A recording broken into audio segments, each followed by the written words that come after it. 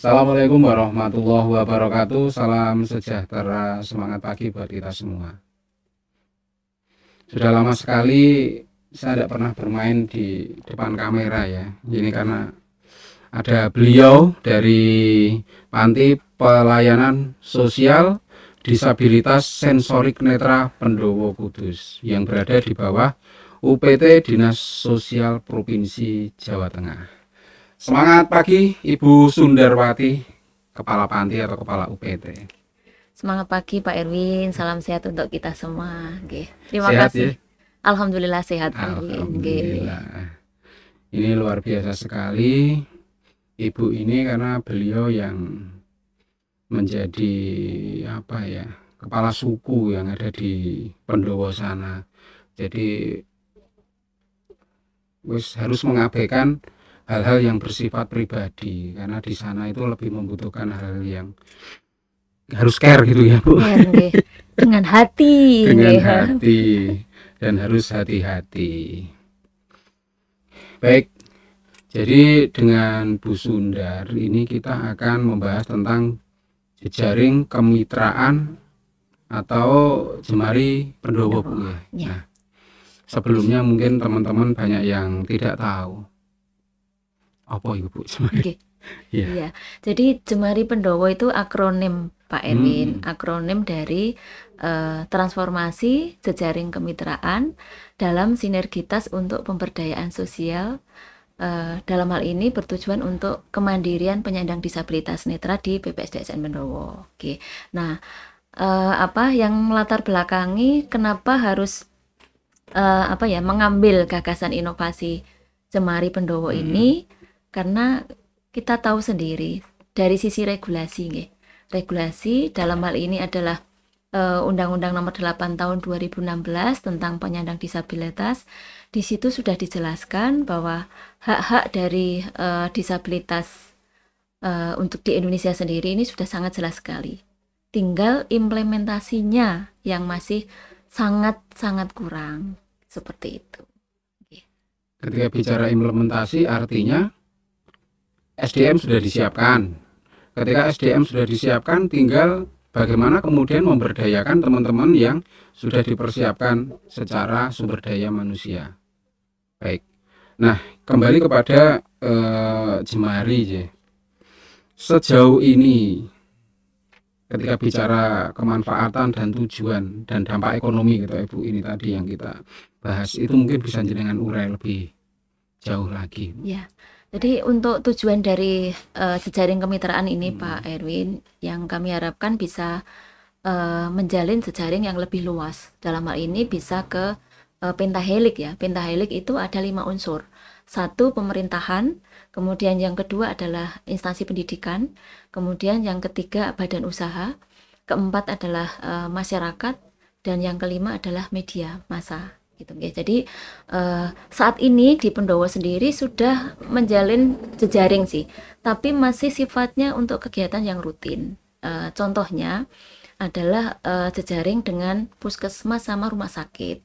Jadi hanya sekedar untuk pemberian pelayanan kesehatan. Tapi untuk pemberian bimbingan keterampilan dan lain-lain ini kami masih belum ada jejaring untuk ke sana karena kita tahu sendiri bahwa pengentasan kemiskinan atau juga penurunan angka pengangguran terlebih adalah penyandang disabilitas ini peran kita semua.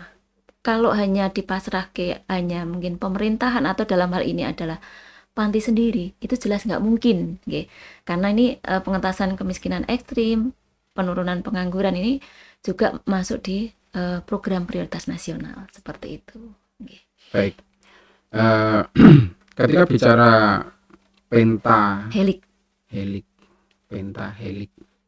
itu dari yang jenengan sampaikan tadi salah satunya adalah badan usaha milik negara maksudnya? Iya, boleh milik negara atau swasta. Boleh milik negara atau swasta atau badan usaha milik daerah? Ya, bisa. Sudah pernah berkomunikasi mungkin dengan beliau-beliau yang ada di sana? Atau mungkin ketika bicara tadi salah satunya kan ada regulasi ya. Pernah jenengan pelajari mungkin regulasi-regulasi di sana yang berkenaan dengan itu agar supaya mampu memberikan wadah kepada teman-teman disabilitas? Sudah pernah komunikasi ke dewan misalnya gitu? Sudah pernah, Bu?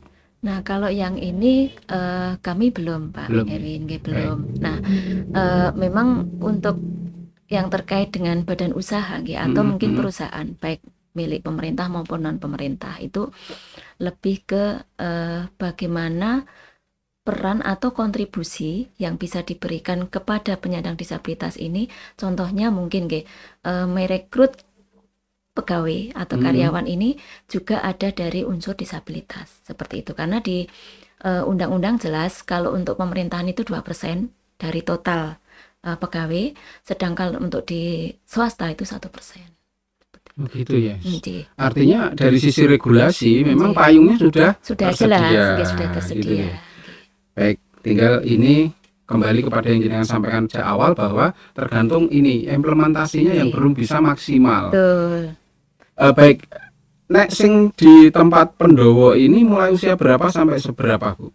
Kalau di Pendowo untuk netra itu mulai usia 15 sampai maksimal 45 tahun, Pak Erwin. Tapi ada juga yang lebih dari 45 tahun sepanjang secara fisik sehat, tidak memiliki penyakit kronis dan masih produktif kami terima. Ada kemarin yang usia 52, 53 ada. Tapi masih sehat dan fit kami terima. Okay. Baik. Kenapa saya tanyakan batasan usia itu karena berkaitan dengan 1% tadi. Terkait ketersediaan, terkait SDM. Tentu sampai dengan hari ini pelatihan-pelatihan yang tersedia di sana kan skupnya mungkin masih sangat terbatas, Bu. Nah, saiki ada berapa jumlah yang ada di sana, teman-teman yang ada di sana? Yang mungkin ini kan dari pemirsa ada yang pengusaha yang bisa memanfaatkan teman-teman, makanya saya tanya jumlahnya ada berapa ini? Laki-laki, perempuan, atau yang produktif kasarannya itu? Di kami saat ini totalnya 44 disabilitas netra, Pak. Perempuannya ada 12, kemudian yang 32 laki-laki. Nah, dari 44 disabilitas netra ini semuanya dalam usia produktif. 15 tahun sampai 50 tahun lah. Dan syukur alhamdulillah semuanya sehat. Sehat semuanya fisik sehat. Dan sehat sehat mental. Nah, maksudnya begini. Ketika nanti dari teman-teman pengusaha atau siapa saja membutuhkan itu ketersediaan sumber daya yang di sana itu lebih kemana? Atau misalnya, ini ada sekian yang memiliki kemampuan ini, sekian memiliki kemampuan ini, apakah bisa dipetakan seperti itu atau bagaimana? Untuk sejauh itu Pak Erwin, kami memang masih terbatas. Dari 44 disabilitas netra ini ada 3 yang S1, satu orang itu S1 manajemen pemasaran, kemudian yang satu lagi sarjana bimbingan konseling Islam, dan satu lagi sarjana bahasa sastra bahasa dan Al-Quran, bahasa Arab. Nah, yang selebihnya itu SMA, SMK, dan ada yang tidak pernah bersekolah. Sehingga memang kami masih ada kendala di dalam memberikan bimbingan keterampilan. Sebagian besar masih bimbingan keterampilan untuk masas, memijat. Jadi untuk kebutuhan tenaga kerja di perusahaan memang kami masih belum bisa memenuhi standar kompetensi untuk ke sana. Nah, justru kami berharap dari Bapak Ibu yang di perusahaan mungkin di baik BUMD maupun BUMN bisa memberikan input ke kami. Kira-kira kompetensi apa sih yang dibutuhkan di perusahaan sana, sehingga nanti bimbingan keterampilan kami ini bisa kami sesuaikan untuk ke arah sana, Pak Erwin.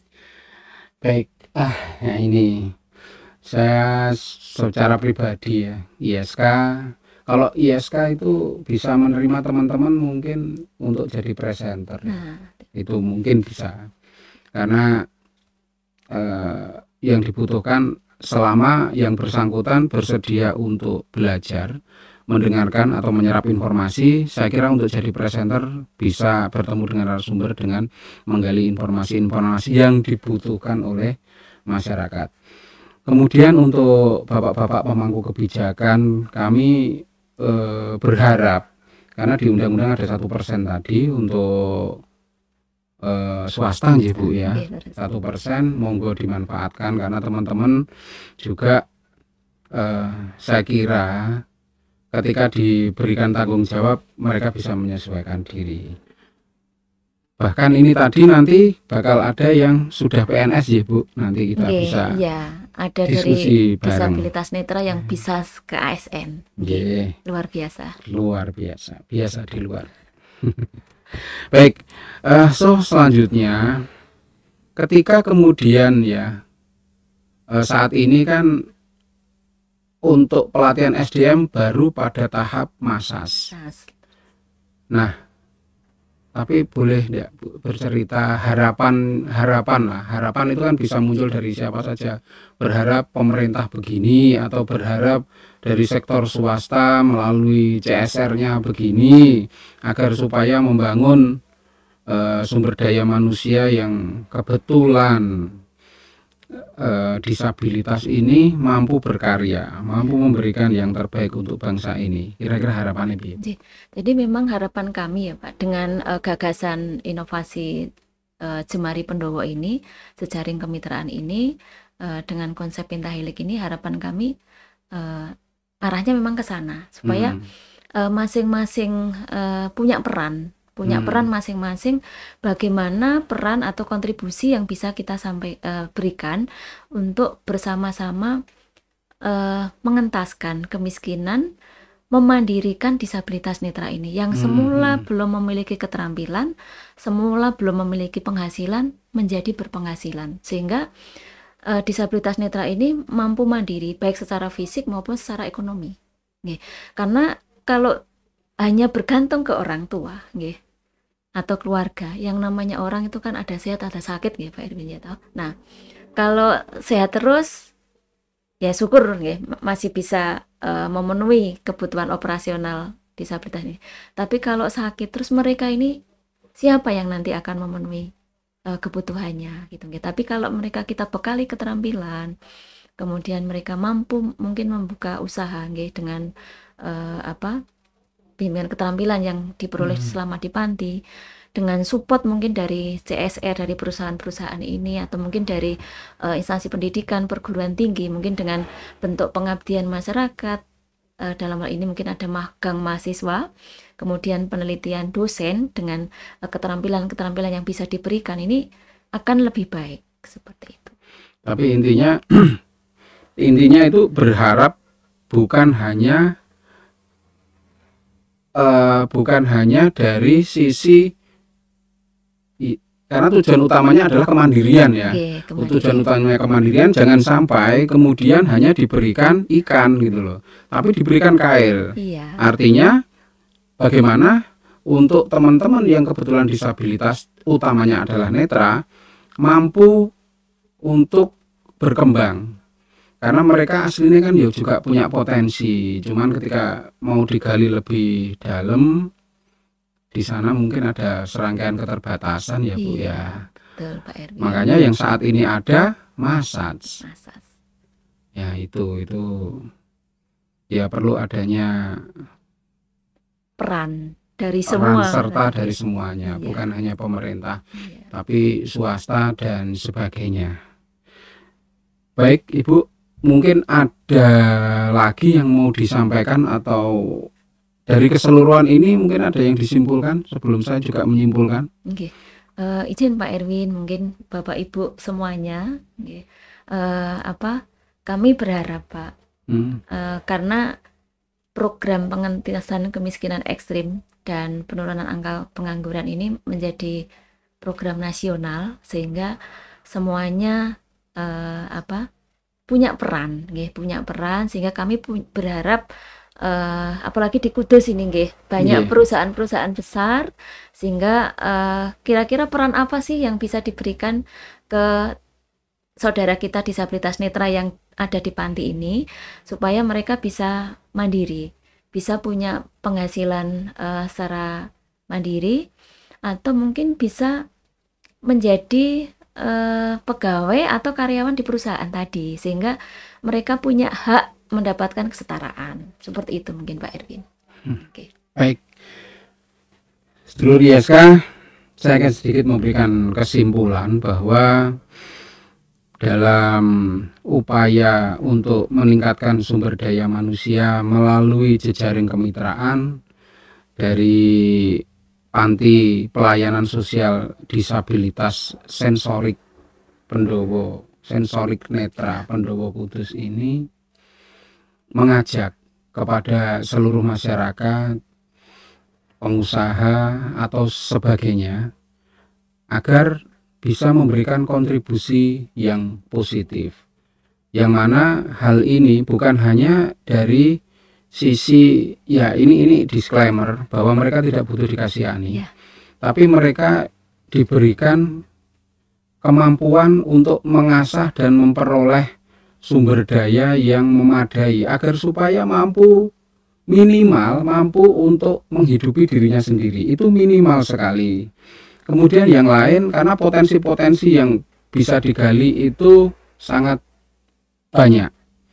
Misalnya yang saya lihat ya, olah vokal juga bisa juara internasional, kemudian bahkan untuk dari sisi kemampuan intelektual luar biasa seperti yang disebut tadi, ada 3 yang mampu meraih sarjana. Bukan hanya itu, namun dengan kemampuan bapak-bapak atau regulator atau pengusaha yang kemudian membantu untuk memberikan ruang agar supaya potensi-potensi yang terpendam itu juga mampu digali dengan memberikan berbagai hal atau kesiapan-kesiapan secara bukan hanya pelatihan tapi sarana prasarana juga penting. Karena misalnya komputer harus yang standar mereka dan seterusnya lah, apalagi ini sudah ada AI. Tentu itu akan sangat membantu, sehingga dari teman-teman bukan hanya menggur iso masak pijet, tapi ada potensi-potensi lain yang kemudian bisa dimaksimalkan. Kira-kira seperti itu, Bu Sundar. Jadi diskusi ini agar supaya mampu memberikan kontribusi positif dan mengetuk hati para pengusaha dan juga regulator yang ada di sana. Kalau ini kemudian Mbak siapa?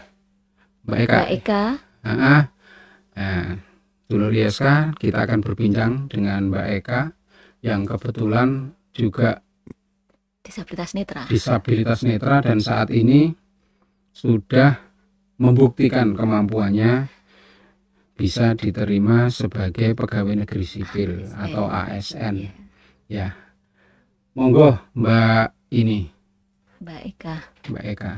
Assalamualaikum Mbak Eka Nurwidyaningrum. Salam Pak. Gimana, sehat ya? Alhamdulillah baik. Alhamdulillah. Itu ide awal iso melu PNS gimana itu ya? Mungkin bisa disampaikan.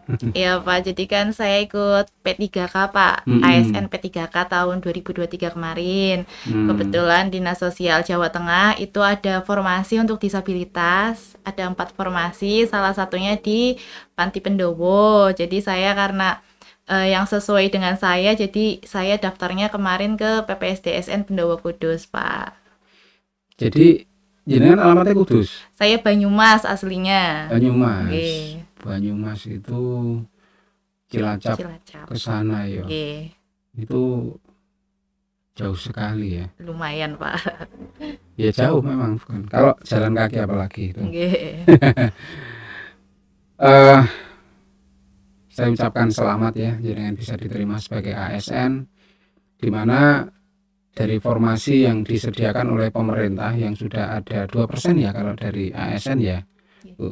Ya 2% ini jenengan jadi salah satunya Dan saya lihat tadi jenengan juga baca WA juga bisa ya pakai HP itu. Itu tesnya khusus atau bagaimana itu? Mungkin bisa diceritakan kalau teman-teman yang kemudian memiliki yang disabilitas juga mungkin bisa diberikan motivasi. Nggih Pak, kalau tes kemarin itu kan kita sebenarnya jalurnya sama ya Pak, sama yang umum yang lainnya.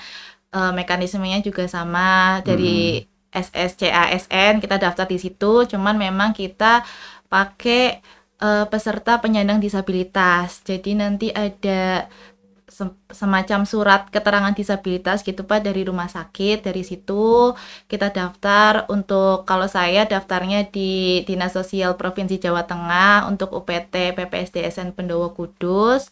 Lalu untuk tesnya juga sama Pak seperti teman-teman umum lainnya, cuman karena saya kan tidak bisa membaca, itu kan pakai tes CAT, pakai komputer, sedangkan dari pihak BKN itu belum menyediakan screen reader untuk teman-teman tunanetra.